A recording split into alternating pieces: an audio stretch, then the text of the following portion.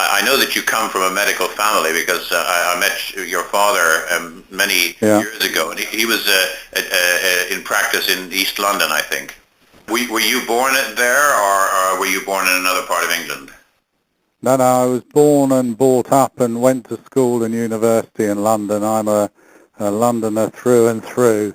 But you went to public school, though, didn't you, in London? Correct, yes. I know you're going to make a big deal of that. Well, I know that you don't often admit to it, so I just thought I would mention it. I think the public has a right to know about this, Tony. Yes, I am in fact a classics scholar like yourself. One of the things that obviously has struck me about you is your outside interests in the history and classics literature are considerable. Do you want to just tell us, is that something that came from school, or have you always been interested? No, quite the reverse, actually.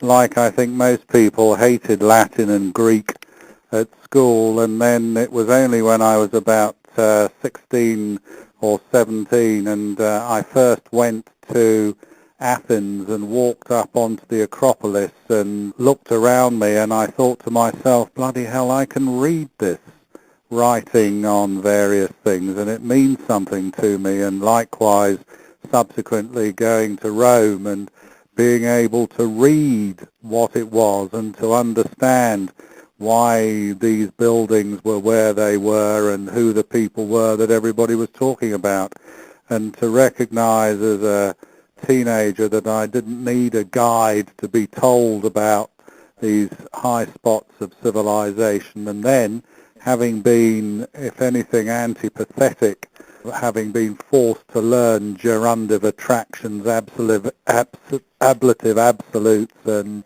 how to decline tithemi, it all of a sudden gave a meaning, and I've really been in love with classical civilization ever since. I can't say that I can decline tithemi any more now than then, but I've had a love of both countries and their civilizations, not to mention their food and wine, but their literature and history ever since. We'll follow on then to university. Was it always going to be medicine, or perhaps did you ever think of doing the classics or any of those history or anything like that in university? No, I never thought of doing them at university, and in so much as I had any coherence in my early teens, I was quite interested in modern languages and also particularly in mathematics. I got interested in the sciences in a more general sense, and then having got interested in biology, chemistry and physics, then it almost became a natural thing then to go on and study medicine. So I wasn't positively pushed. Certainly I had no strong positive inclination to start off with, but it came on me, so to speak, during my teenage years. Why did you do urology? Was it somebody influencing you, or I know that you were influenced by people in Guy's Hospital in the early days, but was that what did it, or why did you end up doing urology? It was always the people.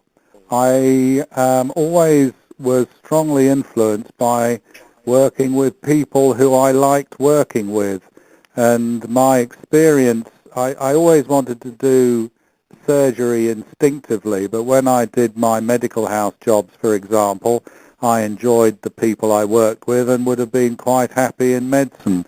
But I liked surgery more. I went and did surgery, South Essex group of hospitals, also at Basildon. They were nice people. And indeed, if anything, I was more interested in vascular surgery to start off with, thoracic surgery. But I went to Guy's, and the most of the surgeons were just bastards. I hated them all.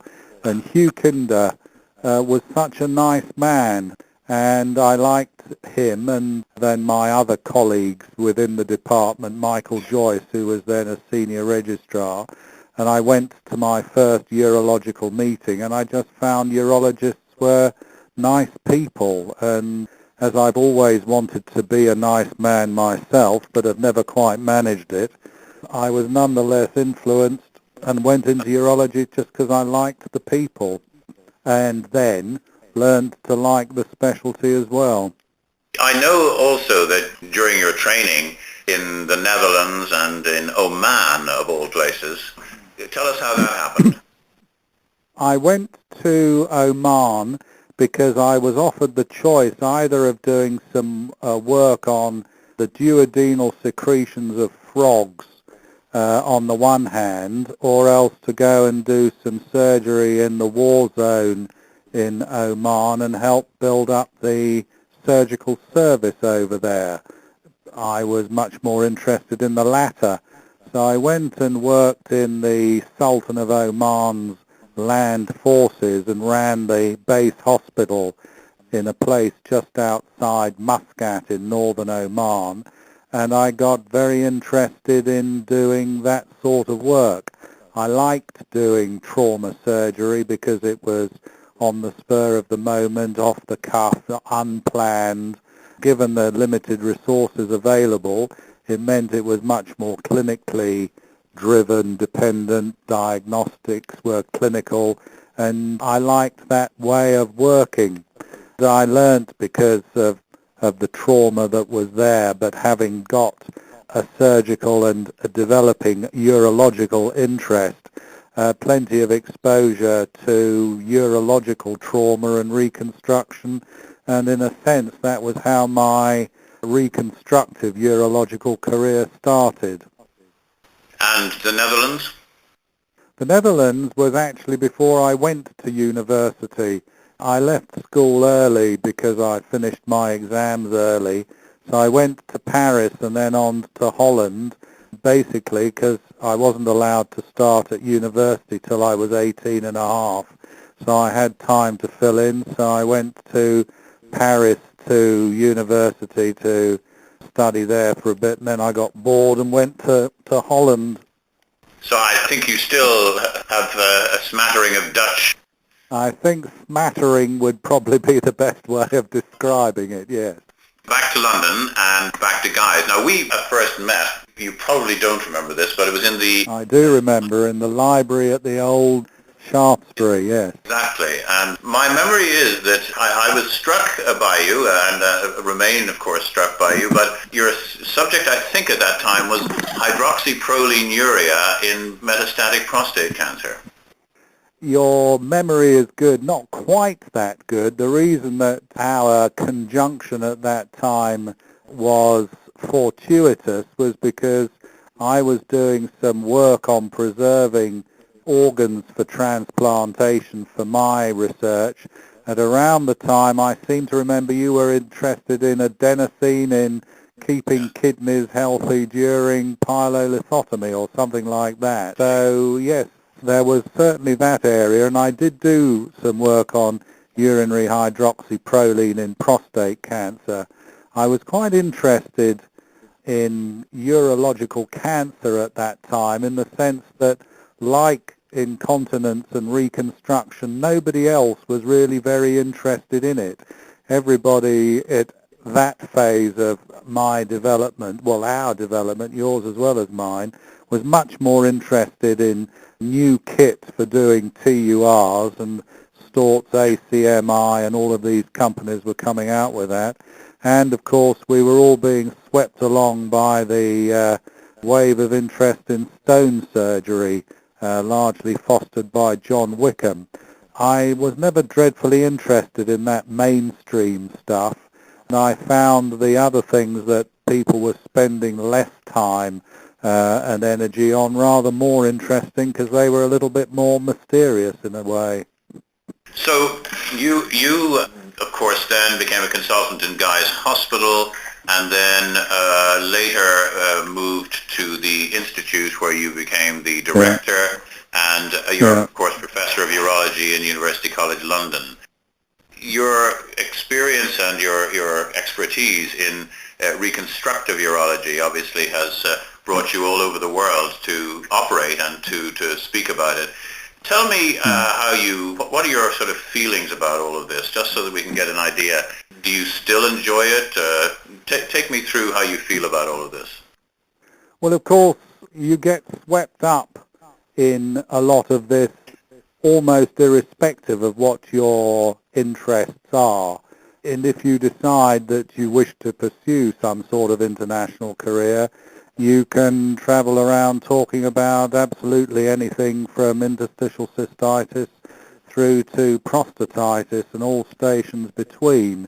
But my travelling was of two sorts. Firstly, I was trying to develop the academic departments with myself as head at Guy's and then at the Institute, but also because you don't really get the full range of reconstructive surgery if you just sit on your backside in London. You have to go out and find it. And throughout my career, I've travelled to places in the Middle East because that's where most of the world's trauma is that you can find to train yourself on. And then in places in the Far East, particularly in Southeast Asia, where you see congenital anomalies which have never been treated by anybody before. There was a large part of my attitude was that if you wanted to have a slightly extraordinary career, and reconstructive urology is pretty extraordinary, you have to have an extraordinary training and go out and find these things and experience them. And fortunately, most of my patients seemed to do reasonably well, and so I was invited back. So I've maintained a lot of links for that reason. I don't do nearly so much travelling otherwise than I used to. So whereas I used to get much more involved in Europe and world travelling just because one does if one is on the circuit, I've given up a lot of that, but I maintain quite a lot of the surgical links I've developed over the years. Yeah, I think I know obviously your links with New Zealand particularly, but also with Iran, I think you go to quite often, and Saudi Arabia, I think, as well. Yeah, I go to Saudi. I go to Saudi every year, and I used to go to Malaysia every year.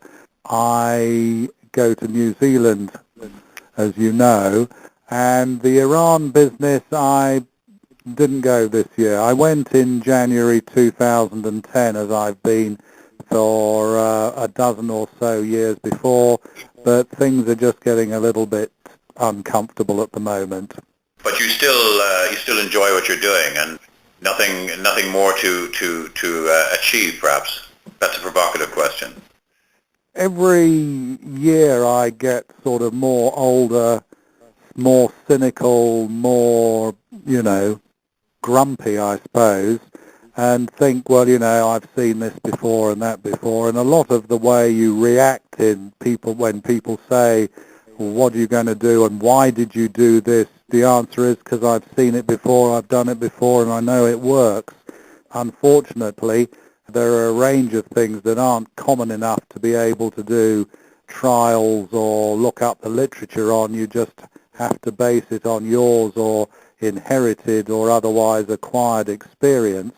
Every month I'm surprised to see something in a different way from where I've seen it before, experienced it, seen some other angle on it, and I still get ideas from different angles and different ways of presentation of problems, even ones that I've dealt with in some instances thousands of times before.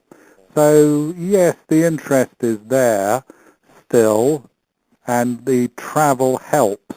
As I've said, I do think you need to keep your training going and to adapt what you're doing to the work that you do. And I think if I didn't travel as much and work in these places, I wouldn't see the sort of problems that keeps me up to scratch, so to speak. Somewhere along the way, you became involved in administration, and that, from my personal point of view, I find very difficult. But you decided to get involved in that. Yes, I did. It was quite interesting to me as well. In a sense, we all, and you do as well, get involved in administration for two reasons. Firstly, because you become head of a department and you have to administer it. the second reason is that I certainly believe, and I'm fairly sure you do, that if person A is kicking person B, then I want to be person A. And within the systems that we work in England and Ireland and indeed most of Europe, there is a structure, and I would rather be doing the pushing around than be pushed around. So there are those two sort of general background philosophies. But I was asked to get involved in hospital management about 12 years ago, and I actually found it fascinating, because for the first time for many years I was learning something altogether different. I was learning about, how to provide care of services rather than just individual patients. I was learning about finance. I learned about how the health service worked. I knew how to look after patients and run an academic department and a private practice, but I was now learning how to run a hospital and a sense how the health service works.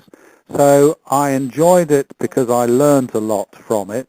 I enjoyed it because I learned that there were other perspectives, not necessarily better perspectives, but there were other perspectives on healthcare, and I learned how to manipulate the system to be able to provide it, and how do you, in the face of a major economic downturn, find ways of saving the resource so that it doesn't affect the quality of clinical care you provide. So I found it an interesting learning experience as well as anything else, and indeed probably more important than anything else from a management point of view. There's still a lot of it that I find, like most people, is uninteresting, but then, I've never been dreadfully keen on various aspects of mundane urological care or mundane anything, really.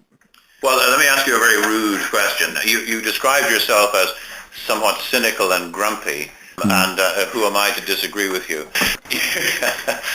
Did you find that this helped or did not help in dealing with people in your administrative capacities? I mean, we're all different in our own different ways, and of course you're different in the different types of people who you meet and greet. So, for example, I behave in my relationship with you or my family and friends from colleagues at work, and then on the other hand from people who you just encounter in the streets.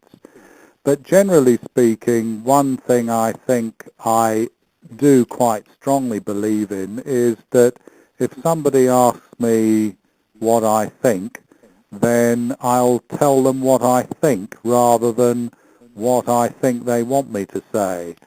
So I have, I think it's true to say, developed a reputation for being straight talking. Others would call it blunt, if not frankly rude, if not verging on assertive, aggressive, and downright unpleasant. But I think the long and the short of it is that if you do truly say what you believe and say what you think, then inevitably some people are going to take that in those various different ways.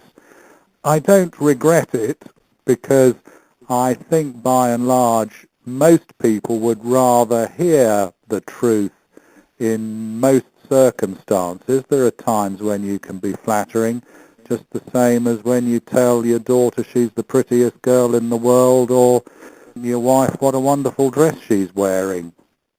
So, I mean, we all do that, but I think in your interpersonal relationships that matter, whether they're personal ones or they're professional ones, I've always found it's better in the long run, not necessarily in the short run, but better in the long run to say what you think. Let me just move away from that for the moment and ask you about, I know that intellectually you are obviously very strong and interested in reading and literature and history, but let me ask you for some heroes. Oh, John, I don't know if I do heroes, really. I think that's very difficult. I mean, there are people, particularly in history, I mean that in the widest sense in history, who I find are particularly interesting. for a variety of different reasons, and not necessarily named people. If I was thinking about particularly interesting named people, I think Sulla was a fascinating individual, and I could think of one or two others from the ancient world, but he is particularly interesting. I think Arthur Wellesley was a fascinating individual, but I think equally fascinating, and one of the reasons I like history so much is because there are things I just couldn't conceive of these days.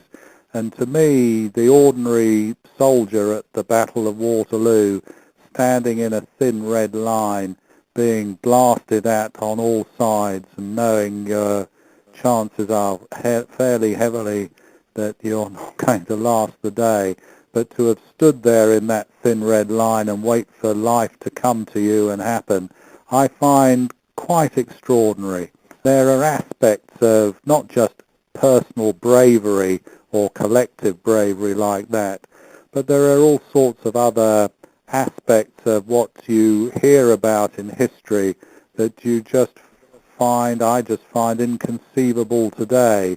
So I would regard the common man then as in every way as heroic as Wellington was himself. You know, the man who can, like Anglesey did, to hop to the front, to the back of the queue and wait to have your leg amputated without even having a rise in your pulse rate. How shock wasn't a phenomenon at the Battle of Trafalgar because of the different attitude to pain and injury then as now. These are heroic people and heroic times. I think we can learn a lot from them. Talking about heroic times, you and I have both been recently in Christchurch and went through what certainly for me was a pretty awful experience there. Tell me about your views about it. How did it affect you, the earthquake? I think the first thing to say is that I didn't think, oh shit, I'm going to die when the earthquake happened. I thought, what the hell is that? And it was such a bizarre experience that I don't think fear came into it at the time. I was struck by the fact that it was nothing like anything I'd seen on television before when, you know, thinking of Brazil recently, tsunamis affecting Indonesia, where people are being pulled out of the rubble weeks later.